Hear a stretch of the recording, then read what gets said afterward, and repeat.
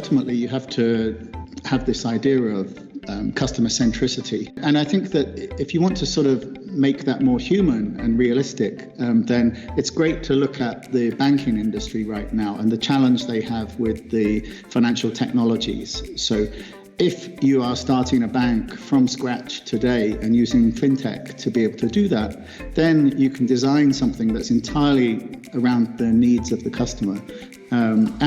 If you look at a company like TransferWise, it's so easy. With a couple of clicks, you can transfer money from one country to another. You can change currencies without massive fees.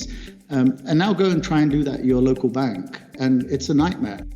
One of the things that we're seeing a lot more about is greater consideration for the design of customer experience.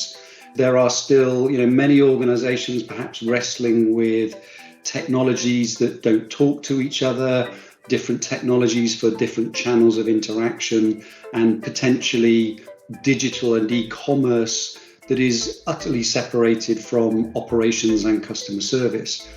And actually, what we see the best and leading organizations doing is bringing together that single view of the customer experience and the journey, regardless of whether it's digital or, if you like, offline, and blending those physical and digital experiences. We've created this parallel working relationship between a global team of process leaders and process owners and local process management people who understand the nature of the processes that's being delivered. For us now, it was how do you get more intimate within the region? And the intimacy came with process expertise, people who could recognize that sometimes there was a local nuance, either different challenges to operate in that market, so you needed certain levels of process knowledge, or just the intimacy of understanding the customer in his local language.